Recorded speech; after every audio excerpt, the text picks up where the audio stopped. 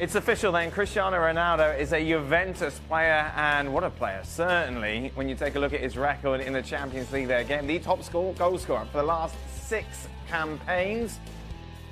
Who's a winner here, Craig? Who's got the better of the deal? Ronaldo. Well, yes. When he puts his ATM card in. Oh, I say it's Decline. Oh. Decline. What? Oh, aye. This is handy. We're okay tonight. We're going out tonight. Yeah, I mean, look, it's great for Italian football. It's great for Juventus. It's come at a big cost financially. I don't know if they can crunch the numbers and make it work. Obviously, they think they can, but I think it's a win-win. They get a guy who might have a year or two left in him. This is the way the game's gone. People are not looking to always buy players at 22, 23 for a sell-on. Clearly, that's not the case. And Real Madrid get an unbelievable amount of money for somebody of his age, albeit someone of goal-scoring stats that he's got. It's just absolutely crazy. So I think everyone seems happy here. Yeah. He's got what he wants. Juventus have got a star player, one of the best. And Real Madrid can now move in a slightly different direction, and they've got, what, 100 million or whatever it is. These are phenomenal. Yeah. When you take a look at these numbers, they are extraordinary. No one had predicted he would put in this sort of shift when he made that move from Manchester United, but he just got better, brought goals and, of course, more importantly, silverware to Real Madrid, Ali. But it's Craig right. There is a feeling that it's kind of a win-win for everyone. Yeah, I think it's a win for Ronaldo and a to be determined for Real Madrid. Right. You have the flexibility, and in that sense, it's a win. But it depends on what you do with that flexibility and what players you get for Cristiano Ronaldo. There is value out there, and there are players out there, and so now it depends on what kind of power Real Madrid is able to wield out there and to say, okay, here we are, we're Real Madrid, we're going after you, you are a top guy, let's get that player, whoever those players are. I think they should go after Kane and Hazard. I don't know how realistic those two are together. But it feels that if you were able to do that, then I think it's a win-win at that point. Right now, to me, it's just to be determined for Real Madrid. It's a win in the sense that they have flexibility to do something, to move forward and build for the future. Juventus, of course, been in the last 2 Champions League finals out of the last 4 years. Yep. Does this push them over the line? Do they go, for example, in as favourites now? I don't think they're going as favourites. They've been missing something. I mean, they've had good strikers in Higuain. They've had Mandzukic before that. They have still got Mandzukic. They've had good strikers. This just takes them to the next level. But they need the right sort of players in wide areas to get crosses into the box, because Ronaldo no longer is someone who's going to run with the ball and pick it up short and run at people and get shots away. He's a box player. Quadrado needs to get crosses in the box. Douglas Costa needs to get crosses into the box, because there's nobody better when the ball comes in the box at finding space or technically being a good finisher. But at the same time, this is an ageing Juventus squad. And signing Cristiano Ronaldo stretches not only your transfer budget, but what you can afford to pay players weekly. And so that, you no question, where do Juventus go from here in terms of how they continue to build a squad that competes around Cristiano Ronaldo. Juventus have been very good in the transfer market at finding value, whether it's Quadrado or Khedira or Costa. The names can just, but they've never overspent. And this just seems a departure from what they've done. You don't like it, Shan? I'm questioning whether this is a signal for what we can expect from Juventus going forward. As much as they spent for Higuain in the past, they've not made that kind of a move. And now it's all about them crunching the numbers, as Craig puts it. How do you continue to keep the squad competitive, not just in Serie A, but in Europe? And again, this is an aging squad. Do you think this is going to be a disaster? No, I don't. This is the way you're leaning, Shaq. No, I'm... But it's a kind of turn away from what they've been, as Shaq was saying. They brought in, there's a guy played in the World Cup semi-final tonight. He's going to probably play in the final, Blaise Matuidi. And they got him for, in today's market from PSG, it was pretty much peanuts. Do you know what I mean? So they've manoeuvred their way around the market and they've hedged their bets particularly well. It just seems they've gone completely the other way here. Whether they just want to make a statement, right? I don't know. Well, they've got rid of some of their big wage earners. Some of the aging players. Buffon has now gone. Barzali's retiring. Lichtsteiner's gone as well. So they're changing the squad. And Ronaldo's just the tip of the iceberg, I think. They're going to get some more younger players. Emre Can has just gone there. They've already got some young players. He's the iceberg. He doesn't go there to be the tip of the iceberg. He is the iceberg. Yeah. So, but they've got young players in the reserves that they've bought ready for these moments when players are retiring. But this might not just be about Ronaldo's goals. This, obviously, it's got a commercial aspect as well. Yep. But it might, and I think this is the point you're trying to make, Robbo. It might be about selling Juventus even more to the big stars around the world. You know, rather than Pogba leaving to go back to Man United or whatever it is, they can go to some of the top players. If they've got the money and it's available and they've refreshed the squad, they can go and say, hey, come along. We'll be challenging again this year. We'll probably win Serie A. We're going to be in and around the Champions League final. We've got one of the 2 best players of a generation on board. Come and play with us. It's much easier to get the top players to come if some of the best are already there. And I think that's one of the tactics that Juventus will be trying to use. If I told you a week ago that Cristiano Ronaldo was going to be a Juventus player, you would just laugh me out of the room. I think we did. It's an incredible story, isn't it? I think we did, and I think most of us, to a man. All the guys that have been on the show, Steve McManaman, who was over as well, Robbo's been over, all the regulars, we all said, you know, this is the Ronaldo story. No matter what Real Madrid were pushing, we hear it every year, sometimes twice a year. It's got to be about money. He wants a little bit more love. He's not in the World Cup now. And that's how it's been painted over the last few years, and generally out at the end of it is a new contract and a bumper pay rise, and Ronaldo stays and everything's hushed for a while. But clearly that's not been the case. I don't know the exact reason why, but yeah, we all sort of scorned it. But fair play to Juventus. I'm not sure what it's costing them, but it must be a heck of a lot of money. Well, it's a record transfer for Juventus, and I think when he's been linked to clubs in the past, you could understand PSG, China, Manchester United, maybe even MLS. Juventus was never on the radar whatsoever. The Serie A is a league that hasn't been able to get the highest paid players and the best players in the world at the moment, but to get Ronaldo to go there, they're obviously finding money from somewhere. But I think what's surprising as well is that Real Madrid are quite happy for him to go. They haven't stood in his way. I mean, Ronaldo wanted to go, but they've not stood in his way. They've allowed the move to go ahead. And I think it's great for Serie A. It's great for Juventus as well.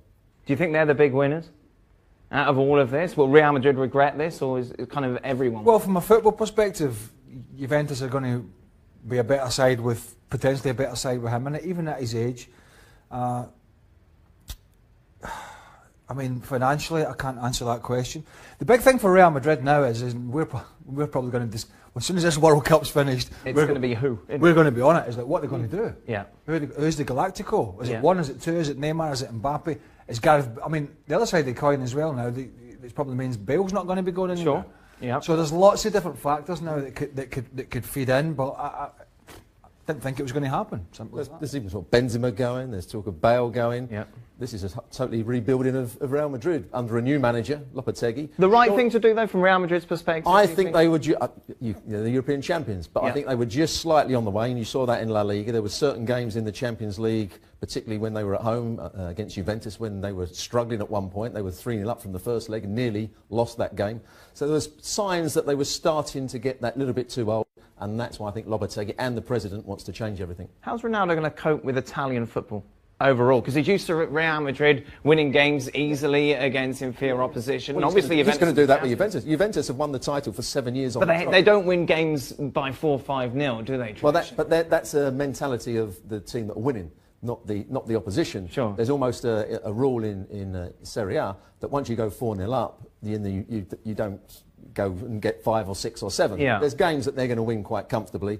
They're going to be challenged by Napoli. They might be challenged by Roma to a certain degree. Inter are still trying to get back up there, but they're going to win games quite comfortably. And I think he's going to get a lot of service. It all depends whether Douglas Costa is playing at his very best and gets crosses into the box. Cuadrado on the other side. Who's going to play up front with him? Higuain? Does that mean Higuain will be moving? Dybala? What's going to happen to those two players? So he's got to get the balance right, as Allegri. But when I look at Ronaldo now, he's a box player. He needs crosses coming in from wide areas. Douglas Costa, Cuadrado could certainly do that. Probably Dybala's going to play in that number. Well, somebody will need to play in that role. Yeah. Higuain's too slow, and Ronaldo's too old to have Higuain beside him. Personally, I think. So I think there'll be a reshape there. The other side is that it'll be interesting to see if he can replicate the goal scoring stats, because they're phenomenal. Incredible. Doing it in Italy, I think, will be difficult because they do think about defending a little bit more. Although that has changed in the last few years. It's changed massively. Italian football is not like that anymore. No, but they still have that mentality at times with the Italian defending. Although it has opened up, and Italian football took a look at itself a few years ago, and a lot of these teams you met, Napoli, you know, Juve, Napoli, Roma, Lazio, all these teams. I know there's more. They play a more open, attractive football. It has been very pleasing to the eye, Italian football. The one criticism years ago was it was all a bit dull and boring. But the last few years, they've really had a few sides that have played some good stuff. So it'll be a little bit more open now for Ronaldo than it would have been, say, a decade ago. That being said, you know, Juventus will look at his stats and go, wow, they're incredible. The big question is, if they're getting money, if they're getting enough, you know, money for their buck, then he's going to have to replicate that. But again, you're talking about Higuain. His stats for the last 3 years have been incredible as well. So there's a player, when he was at Napoli, he was scoring goals left, right and centre. He didn't do quite so well last season for Juventus. And Dybala's not somebody who's going to run beyond him. Dybala's a player that's going to play in behind him. And instead of trying to service him through. Yeah, so you've got to get somebody that's going to run beyond him at times. And that, I'm not quite sure who that will be. I wonder, you know, and Max Allegri, the coach, I wonder what any statement from him, if indeed we get one, I wonder if this is something that he was happy about. Yeah. Well, his statement isn't going to say, I'm not happy, is it? No, I know, but I don't want this. Well, but what I'm saying is that this with the coach's blessing, or is this without? Because for him, that could be a big concern. Because he's taken over from Conte. He has taken them forward. They keep winning the Scudettos. He's taken them to the Champions League finals, which Conte couldn't do. And he's done it with a little bit of guile, but a lot of team ethic. And they've changed a few things along the way. Changed the back three, gone to a back four at times. He's made a lot of changes. He might have to make a heck of a lot more now that Ronnie's in. Finally, will this be a success? Yes, I think it will be. Maybe just for a year or two, but it'll be a success for Juventus, and I think it'll be a success for Serie A. You agree? Yeah, big news for Serie A, big plug for them. I think short term it will be, but it's a lot of buck to be spending for short term. If they can get it back through commercial viability, then fair enough. But I think for Italian football, fantastically exciting. Gentlemen, thank you very much. Of course, a lot more reaction to this big news here on ESPNFC.com throughout the day. Best team won, Greg? Yeah, I think so. I thought Belgium saved one of their most toothless performances going forward for the biggest stage, or the second biggest stage, the semi-final. And for all the prettiness they looked in the first half, particularly in the first 20 minutes, where they were passing it around, they would have one shape for possession and one shape when they were defending. And France just sat back and went, OK, we'll just soak it up at the moment and we'll try and hit you on the break. And I thought as the game grew, France got stronger and stronger. And I think we could still be sitting in a few hours' time and Belgium wouldn't have scored. They never looked like scoring. I thought there were a couple of things that Roberto Martinez got wrong, namely Dembele and Chadli. But seeing all that, I thought France were outstanding on the day to nullify their threats. Pogba on Fellaini from every single set piece. Varane continues to show exactly how good he is, dominated the back from those set pieces. And for all their guile getting this far in the tournament, we saw nothing of De Bruyne, who was so good and so influential against Brazil. And Eden Hazard, again, just quiet on the day. And I put that down to Deschamps, and in particular France, and how they executed. What surprised me, Robbo, in the second half is that you thought, right, World Cup finals at stake here in Belgium, but they didn't seem to be able to find that extra gear. Yeah, and I agree with the two guys there. They're saying that France defended really well. They stayed narrow. There was only one way I felt as though Belgium were going to score a goal, and that's to get the ball wide and get crosses into the box. Fellaini had one header, and just in that last 10, 15 minutes, when you throw the ball into the box, get your big guys in, he takes Fellaini off. I mean, he wasn't having a great game, but he was the one threat when balls were coming into the box, because Lukaku was out-muscled by the two centre-halves. So that was, I think, a major blow that Martinez did. I think early on, France was trying to figure out, okay, what are they trying to do with Nasser Chadli? Why is he so high when they have the ball and then he's dropping off? If we can occupy him defensively, now I think we turned the game around. And then you saw, as France then got a hold of the ball and started knocking the ball around, the real quality in that midfield for France. Paul Pogba, who this is the version of Paul Pogba that people want to pay money for. This is the version of Paul Pogba that we don't often see with Manchester United. We saw with France and how he's able to manage the game and how he's able to, with his athleticism, take advantage of what he does out of the midfield. Mbappe, with a couple of runs, changes the momentum of the game. And if it wasn't for Olivier Giroud in a center attacking position, I know he does a lot of work for the team in terms of what they want to do as a game plan. But in terms of finishing, if you had a real elite striker, this game would not have been as close. I thought France overall was far superior. The two center backs, next level. Did it live up to expectation? No, I thought it was quite disappointing, but maybe we're putting it together with all the other games, and particularly the Brazil game, Brazil-Belgium game, which was a terrific pace from both sides. And maybe the nerves got to the Belgian side. This glorious generation of players they've failed again. I mean, I know it's a World Cup semi-final, but when is it going to happen for this generation of so-called fantastic Belgian players that are going to get them over the line? Well, here's a World Cup semi-final, but it's ultimately another failure. I mean, that's a strong word to use for a team that knocked out Brazil, that were beaten by a team that were favourites going into. Well, all I'm saying is you knock out Brazil, and here's the golden generation, and they're on the plane home again. So you can look at it a couple of ways and say, OK, this has been a great tournament, and we're off home, and we can... There's the third, fourth place and match, we can Craig Burley. And we can... Oh, yeah, we've got to play that. That'll be the Rezzies. And they can pat themselves in the back and say, well, maybe we'll do it in the Euros in 2 years' time. Or they can look at it and say, well, this is a French side that people said would stumble. Croatia and England are not as strong in the other section, and our big players haven't turned up on the big arena. And I think that's how I would look at it from a Belgian perspective, because, yeah, France, when they come into this tournament, were talented, but nobody thought Deschamps was going to get them, and not many thought Deschamps was going to get them to the final. So I'm disappointed in the way Belgium played today. I'm a little disappointed, but it's a step in the right direction from a Belgian team who I certainly didn't think would get this far in the tournament, and the reasons were on evidence today. I just don't feel they have that striker. As good as he's been, when called upon in key moments, I thought Lukaku let his team down. But I can't... France can get there with Olivier Giroud. The guy who's hardly had a shot on target. But then France have the likes of Mbappe, and as good as Paul Pogba was, and he continues to grow into this French and they've team. got Hazard. Yeah, I know. I'm getting so there. There's comparisons. Yes, absolutely. But at the same time, I still think it's a little unfair to say that it was a failure. They failed to meet their objective. Martinez's objective was to win the World Cup with this group of talented players. Whether they were going to meet Brazil or not, they beat Brazil. That's his objective. I don't think anybody thought, any of us thought it was a realistic chance. You're judged by your last game, and today Belgium weren't quite good enough. They couldn't find a way through, and in the second half they became so disjointed. They were trying to find a way. Once they went 1-0 down, he made several changes. They were trying to find a way to get through, and they became completely disjointed. They lost all fluency, and the only way they were going to score was to get balls in the box. So all the Hazard dribbling with the ball, De Bruyne picking the ball up, they weren't going to break down France. Absolutely, I'm agreeing with that. I'm not by any stretch of imagination saying Belgium were good. I'm saying they let themselves down. I'm just saying to go out at this stage to a French team, I don't see that as being a failure. Going out to this French team, again, I think this is more Roberto Martinez continuing to tinker with the team. Very good effect against Brazil, but clearly overstepped his mark this time around. But a French team and a manager in Deschamps who I think got it right. I put this down more as a French success, tactical success, than it is a failure for Belgium. To the point of Eden Hazard and how ineffective he was, particularly in the second half, when you think that there would be a reaction by Belgium.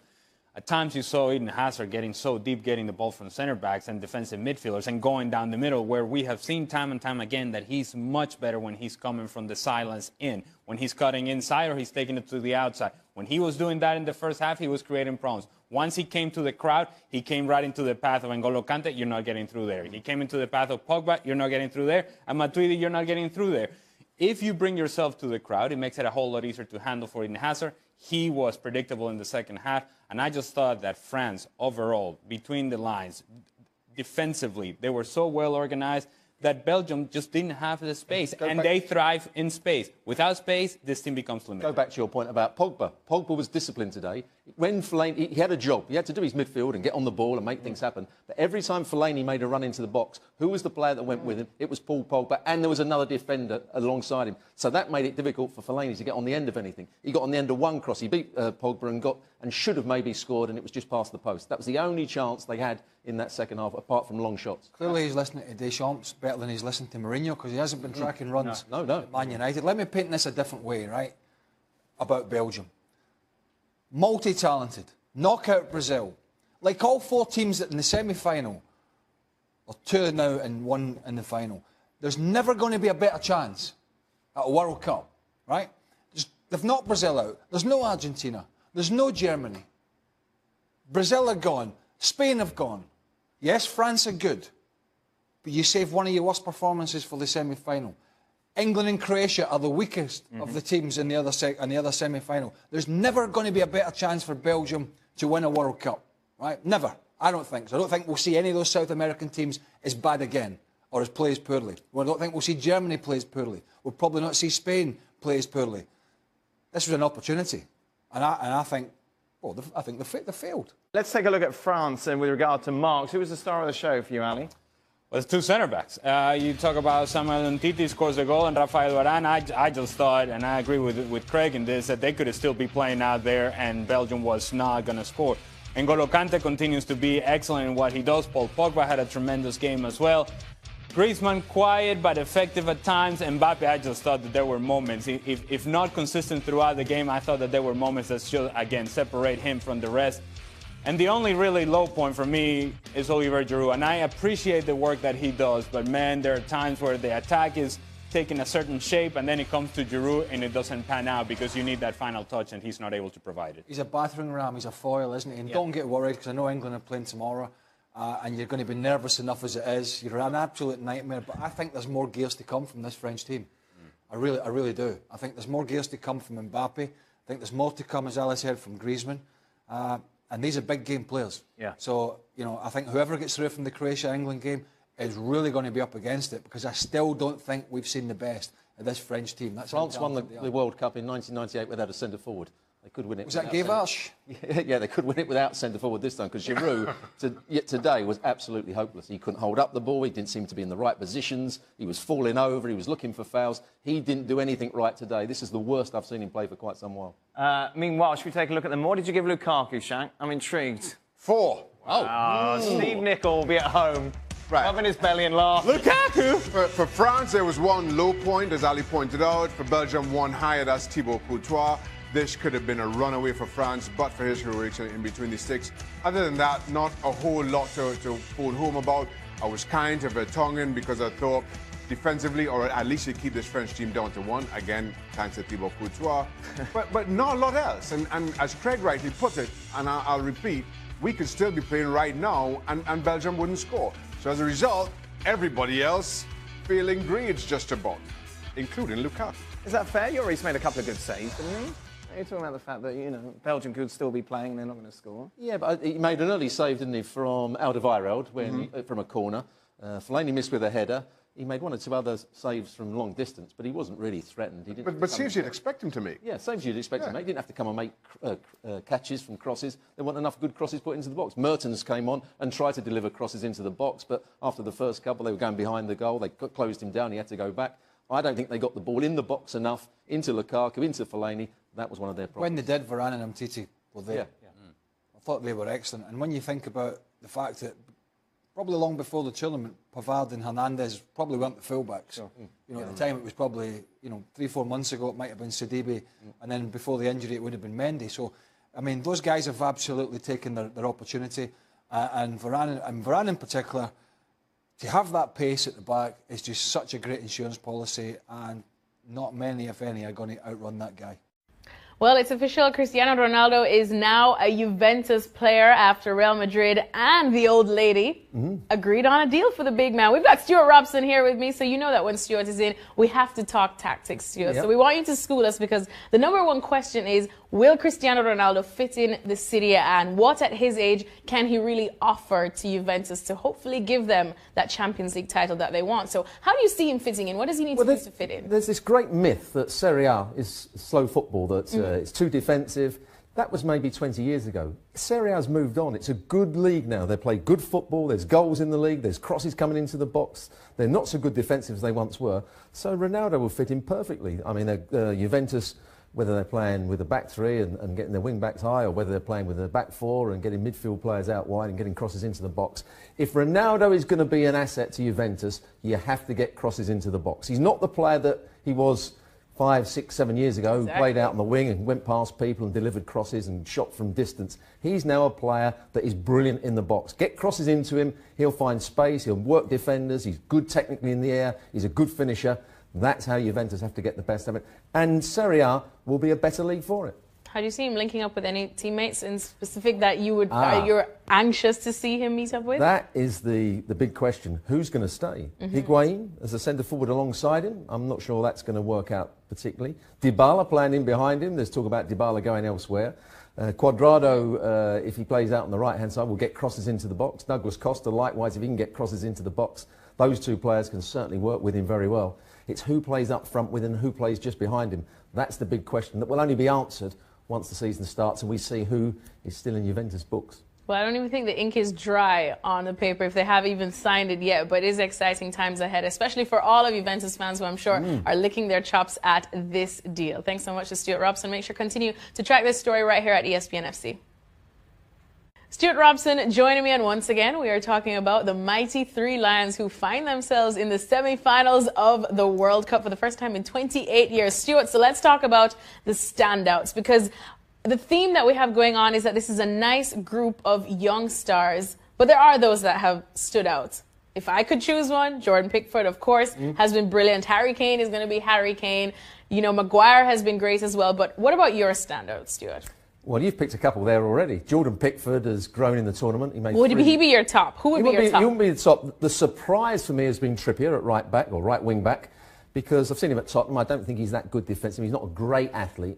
He's a good crosser of the ball, but I think he's been excellent in the tournament. And I've always liked Harry Maguire. I think he's the best player at coming out with the ball in the Premier League at the moment. He doesn't just pass out from the back. He runs with the ball out from the back. And I've been surprised by John Stones. I've not been a John Stones fan. I think he was overrated. I thought he made too many mistakes. I don't think when they talk about him being composed on the ball and coming out with the ball, I don't think he actually came out with the ball. He used to pass it sideways and pass back to the goalkeeper and look composed doing it, but there was no end product to him. For England in this tournament, there's been some end product with him. He's started to drive into midfield. He started to play the balls into the front players. So he's been a real plus point. And as I said, Maguire, and I would say Walker playing as a right wing back. So the back three, I think, have done exceptionally well. You know, everybody, I think one of our colleagues, Steve Nichols, said you cannot play Walker as the right-sided centre-half. He's not experienced in that position. He's got all the attributes to play that position really well. He can get out in 1v1 situations. He's got the pace to recover and cover in behind Stones if he makes a mistake. He can come forward with the ball at the right times. So those three defenders have been the standout players for me. And what about in attack? In attack, I've been disappointed with Harry Kane, to be honest. Really? I don't think he's played as well as he can do. He scored the goals, but I think he's an outstanding player. When I was at Tottenham, he scores goals out of nothing. He can hold up the play. He hasn't been quite as effective as he has been for Tottenham. I'm not saying he's played poorly, but I think he hasn't quite played up to the level that he has for Tottenham so far. Sterling has made good runs. I was just going to go there. He's done well at coming off. He's found space. I think he's sort of complemented what Harry Kane's attributes are. Just needs an end product. If he can get that end product, which we've been asking for years, if he can get that, he'd be a top-class player. And what about from what we've seen of, say, a Marcus Rashford and even a Dele Alli, of course? Dele Alli, disappointing. I don't think he's done enough. Scored a good goal against Sweden. The sort of goal he will score, coming in late into the box. But I just haven't been impressed with him. I think he hasn't affected games enough. Lingard has been the better of those two players playing in those positions. And Henderson's played much better than I thought. Everybody thought that Dyer would be the #1 holding midfield player, but Henderson has taken over for him because he's probably more athletic. So there's not an England player that's played poorly. The worst probably has been Dele Alli. Ooh, all right. That's something that Spurs fans do not want to hear. But hey, at the end of the day, England find themselves in a World Cup semi-final. We'll see exactly how they do. Continue tracking everything from the World Cup right here at